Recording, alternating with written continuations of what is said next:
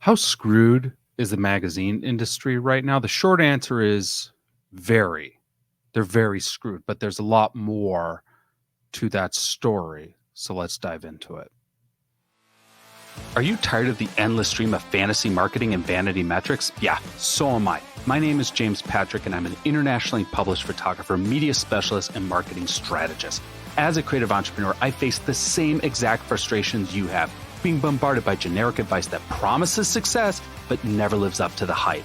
We need to move beyond the posturing, beyond the facade, beyond the image to navigate the unique challenges we face as creatives. Together, we're going to dive into real stories, real strategies, and the real work that can lead to the real results. This is the Beyond the Image podcast. What is going on? Thank you so much for tuning into our latest episode of the Beyond the Image podcast. I'm honored that you could take some time to get some information and get a little inspiration to help you in your entrepreneurial journey. So, talking about magazines, I have over 2 decades worth of experience in print media and print journalism. My first jobs, outside of being a reporter, my first jobs in photography were I was a photo editor for a newspaper and then was a photo editor for a magazine. In my career, I've shot more than 700 magazine covers.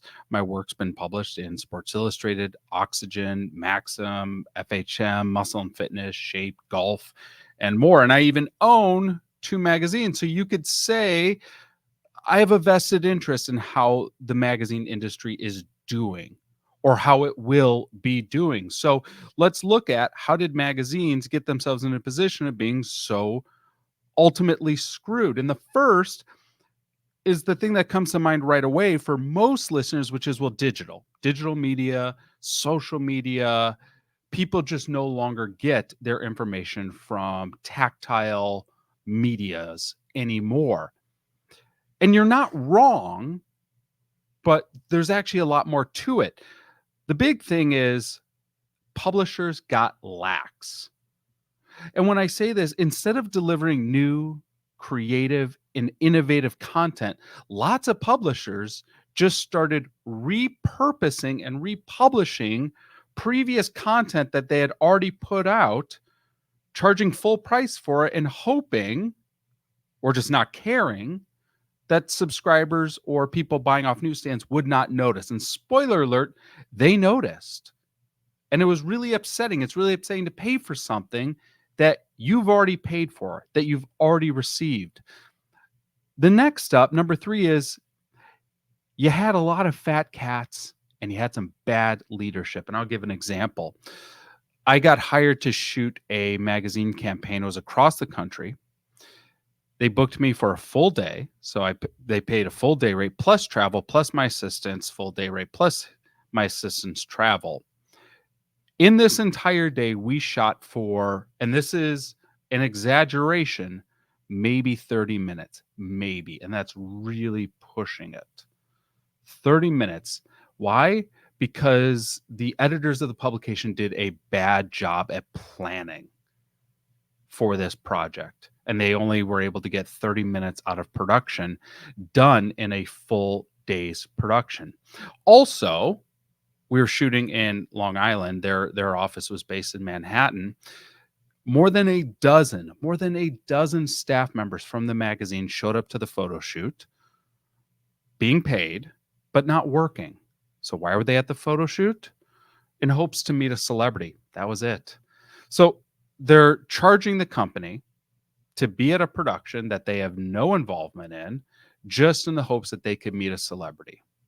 And my guess is they probably expense their travel too.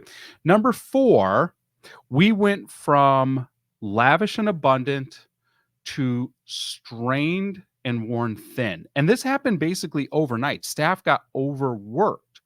Lots of staff members got laid off, and remaining staff members were then given, well, 2 people's jobs, 3 people's jobs, 4 people's jobs, 5 people's jobs, and expected to deliver the same amount of output. And at some point, when you're being pushed that hard, like in the short term, yeah, you can deliver. And then the publishers see, oh, well, they're delivering. Let's just add a little more. Well, they're delivering. Let's just add a little more. Delivering. Let's just add a little more. Maybe you're delivering, but the quality's not there. And certainly the interest and passion you might have for whatever topic you're covering, that's going to get worn out. Number five is lots of magazines lacked focus. If a magazine tried to be all things to all people, it ended up being nothing to anyone. The more generic a publication was, the harder it was to stand out. When people had a finite amount of money that they are willing to invest in a publication, they're not going to invest in something that has a ubiquitous feel. They are instead going to invest in something that is targeted, that is focused. Number six is sponsored content got really, really greedy. Now, as a marketer, I can see value in sponsored content, but some publishers were purchasing international licenses for certain titles only to sell exclusively the cover. And when I say this, there's no actual magazine behind the cover. The only thing between the cover and the back cover are licensed content that was created years ago that they're just stuffing a cover feature into. It doesn't appear on newsstands. It doesn't go out to subscribers. There's no mailing list. So if you were to buy one of these sponsored covers, you're paying thousands upon thousands, upwards of $7,000 to $9,000 for a pretty looking JPEG.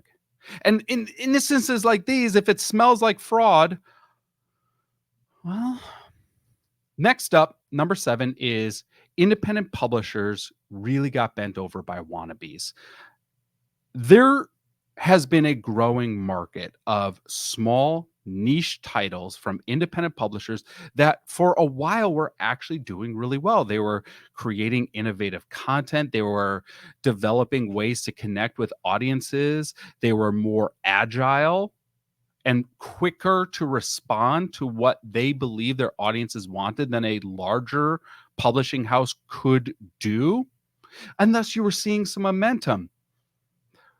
But it got really crowded with a lot of wannabe publishers designing magazines in what looked like Microsoft Paint from Windows 97, and then asking people to pay to be placed in their crap.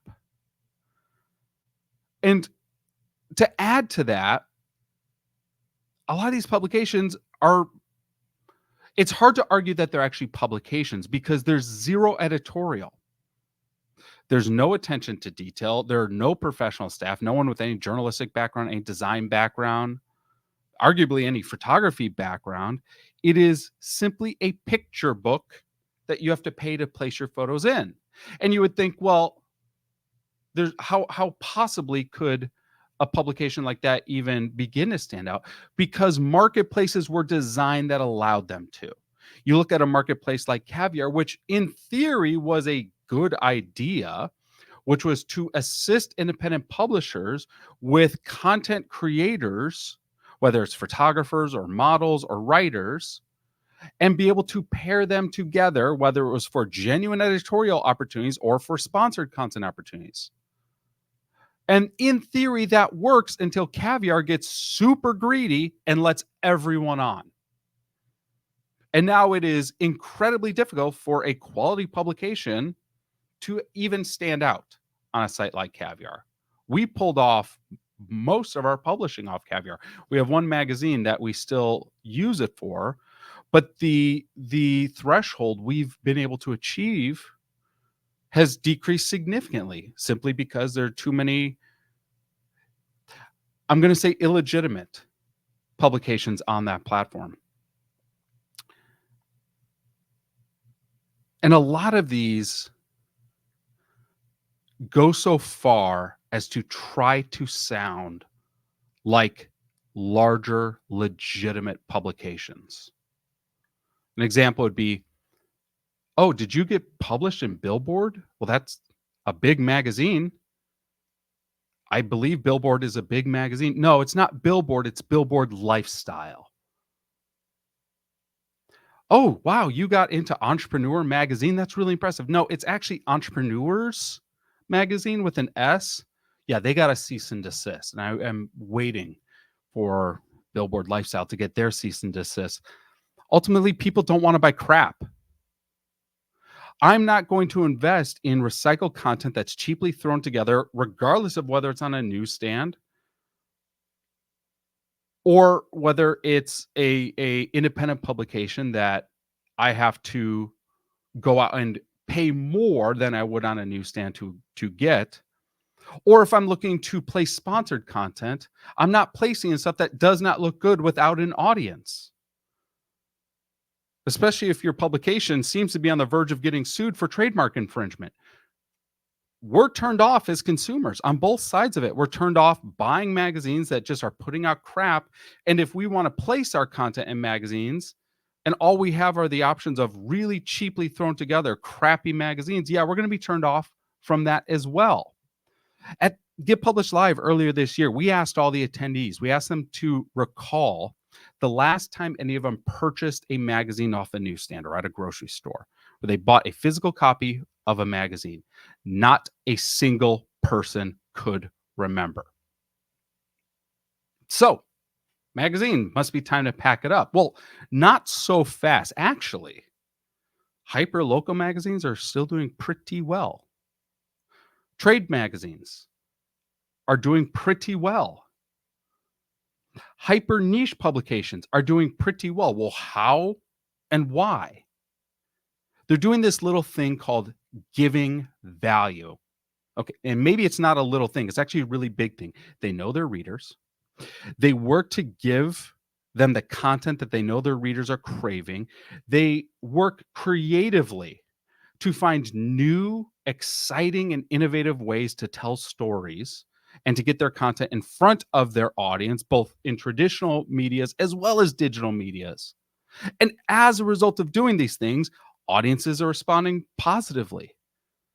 So you're thinking, well, is that all publications have to do is create good editorial content and don't cut corners? Well, for now, yeah. Do that. Until all the others mess it up even more. Greedy independent publishers, these international licensed titles. Publishers overworking their staff members to just churn out content as opposed to delivering quality editorial. As long as the market continues to have saturation with that element, all magazines are going to continue to struggle. Thank you so much for tuning into this episode. Appreciate your reviews on the Apple Podcast app, for sharing this podcast with a friend. We'll talk to you all in the next episode. Take care, everyone.